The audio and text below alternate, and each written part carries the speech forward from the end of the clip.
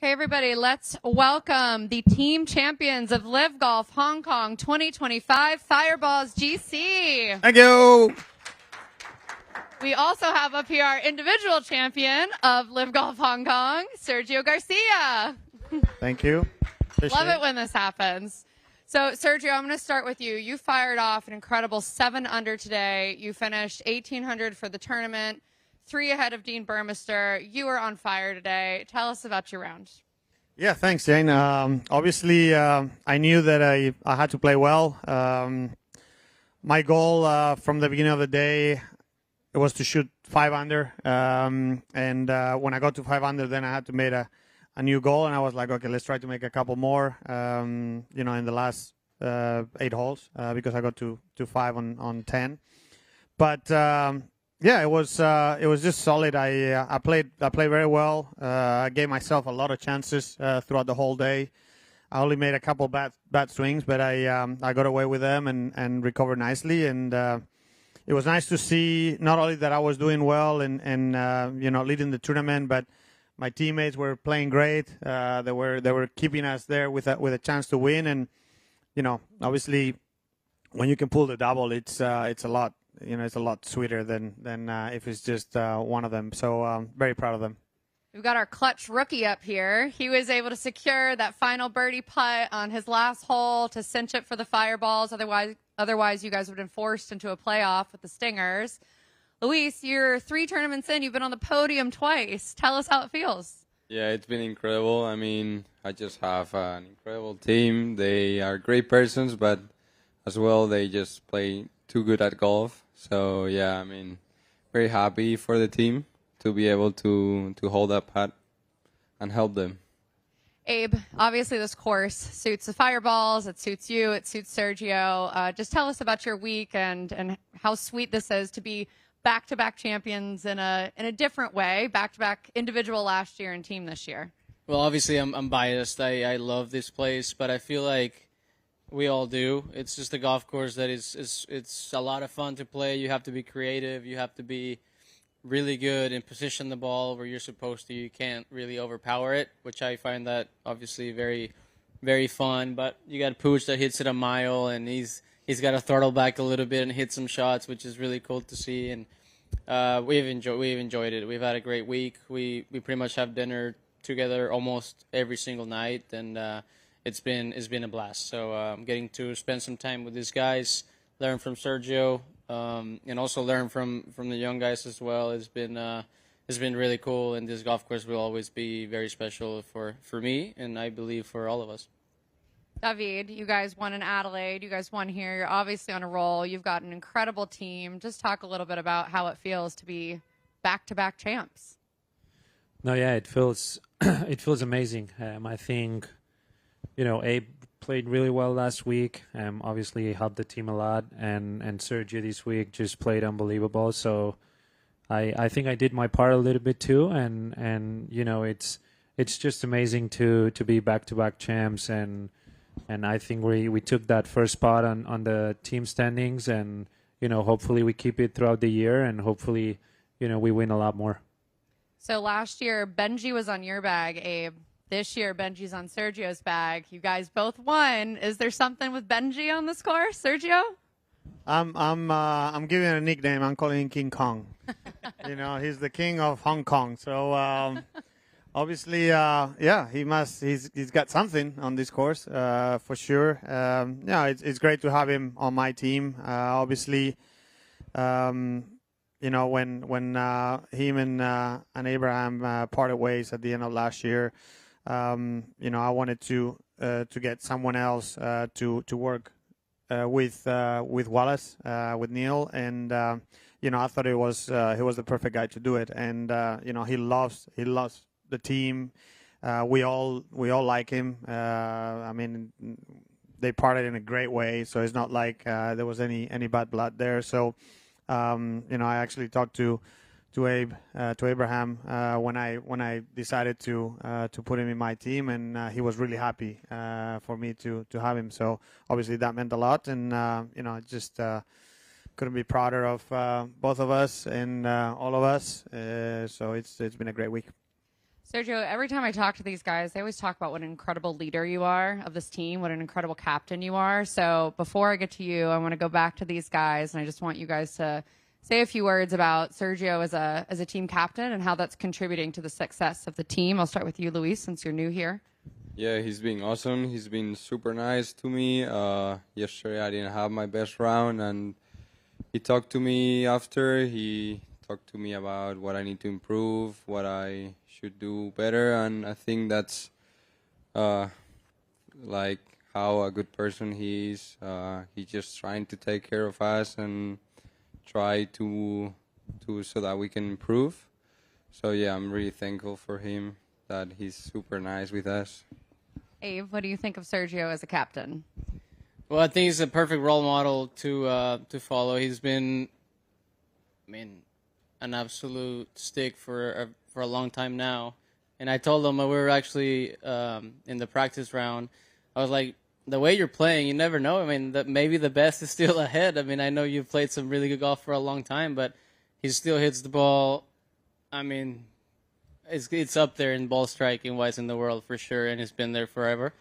Rolls it very nice. Short game is insane. So I mean, he's got it all. So, and he's got that competitiveness, and he spreads that even in the practice rounds. We love playing our games, and I feel like that helps us to really get into that mindset of like, all right, we need to make some putts, even though it's between us. I mean, we get the blood, kind of like the blood flowing, and it's really cool to just have that competitiveness all the time in a fun way, but still we're trying to beat each other, and I feel like that builds a great team. So yeah, I think he's the perfect captain.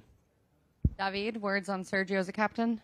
Same thing, pretty much. I think for me, it's how much he cares, especially on those bad days. When you play good, it's pretty easy. But when you have tough days or bad days, even if he has a bad day, he still comes to you and talks to you and asks you, what happened or what was wrong and stuff like that, and he still helps you and tells you to move on and gives you a lot of good advice that I think it definitely helped me to be more consistent in a way. And yeah, I mean, obviously, again, when everything goes good, he's still there, and he's super happy for you. But when you're having a tough moment, he's the first guy that it's going to be there by your side, and just the support is amazing. Sergio, how does it feel to hear all these nice things about you as a leader? Obviously pay them very well. No, it's for me is a treat. At the end of the day, growing up, obviously Sevi and Jose Maria, they were my idols, and they helped me so much. When I was in my late teens and early 20s, and even in my early 30s. So it just feels right. I love trying to help them if they need it. Obviously, I don't try to like force anything, but I always ask them. I have a couple comments that I would like to tell you. You want me to tell you, then, and if they want it, I tell them. But more than anything, I just want them to get to where I am or better than where I am faster than I did.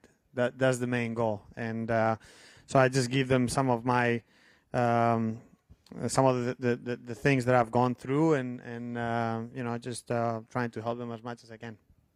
Last one for me, a little off topic, but we are heading into major season. First major of the season. Augusta's not too far away. Masters champion. You are in incredible form right now. How are you feeling heading into Masters week? Well, it's still early. We still have a month to go. So, we still have two big tournaments coming up in Singapore and Miami. So we got to focus on that. And when we get to Augusta, then we'll focus on that. Obviously, it's going to be a very special week for me because it's my 100th major. So, I'm super proud of that. It's not a number that a lot of people get to achieve. I just want to have a lot of fun there, no matter what happens. And, that's my goal. But first, we got next week, and then we got Miami, and then we'll focus on Augusta. Love it. So happy for you guys. I'm going to open it up to the press. We'll start with Mike. Sergio, I want to ask you about your early eagle and just kind of how important that was. Obviously, a long putt. You kind of separated yourself early from everybody else then. Yeah, I mean, obviously, first hole is not an easy hole, and I had a good birdie chance, but I left it short. Then second hole, I hit a good shot. I left it short again, and then I managed to hit the green in 2 on 3 with a 6-iron, and it was a little bit down grain, but I was like, come on, don't leave this one short again. So I did hit a little harder than I wanted to, but I was fortunate that it caught the left side and went in. It really got me on a. I mean, I was in a good mood. I was very focused on what I wanted to do, but it obviously, when that happens, it gets you going even more. And the up and down on 5 was huge to keep the momentum going. It was a big par save, and then I really got going. 7, 8, 9, 10, 11. Obviously, hitting a lot of good shots, giving myself a lot of chances, and it was nice to be able to do that. Are there particular factors, maybe 2 or 3 things that have allowed you to maintain your high standards, having reached your mid-40s, or maybe even find a second gear here at this stage? To be totally honest, I love the game. That's the most important thing. I love competing. I feel like I've been saying it my whole career. I've been very blessed with a body that doesn't seem to get injured. So that obviously helps because you have momentum all the time. You don't have to take big breaks, having to recover or anything like that. I like to stay active, and obviously I've been doing a lot of good work mentally and just kind of trying to see things a little bit different, trying to make sure that I love myself a lot more on the course, even when I don't hit a good shot or something like that. And that obviously has helped me a lot. And that's some of the things that I try to tell these boys. Abe is much better at that than the 2 little Spaniards, but we're working on it, and they're doing good. Luis, I wanted to ask you what was going through your mind after the 6th hole. Obviously, kind of a disappointing stretch there, but you were able to maintain it and make the big putt there at the end. Yeah, I mean, I started well today. Just my back 9 didn't go as well. So yeah, standing on number 7, I just knew I had to score at least 1 under. Started playing a little better from there, and then on number 10, I saw on the screen that I needed to make birdie. So I tried my best, and thankfully I did it. What's it like to face that pressure? Because it's not just obviously for yourself; it's for the entire team, and you know, to be able to avoid the playoff. Is it kind of a different feeling than if it was just you alone? Yeah, obviously. I mean, you think about it, but it's just another putt. So I was nervous, but I did my read and made a good stroke. So yeah. And this is for everybody else. Just was curious, when Sergio's rolling it like he did this week, is he as good as we've got in the game right now? Yes. Yes, I played with him yesterday, and I was like, he's a machine. All right, thank you. Okay. Guys, come to the microphones if you guys want to ask questions, or raise your hand. We'll bring you a mic. Right there.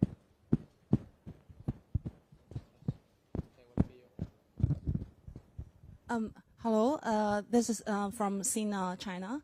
So I have 2 questions, one for Answer and the other for David. The first one is that it seems, Answer, you did much more better in the round 2 and round 3 compared to round 1. And you contributed a lot to the team champions score. So what did you do to change strategy or anything that you did differently in round 2 and 3 that makes a big difference? Not really. I mean, I didn't really change anything on round 1. I just didn't hit it very good. I didn't score very good, but I felt like I feel like the game was there. I just didn't score. So after round 1, I did a little bit of work on the range, just try to leave the golf course with something positive. I've hit some nice shots that gave me some confidence, and then I just went out and played, and I played really solid yesterday and today. But no, I didn't change anything. And really happy to talk to you on Sunday again.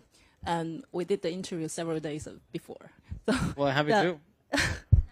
The second question is for David.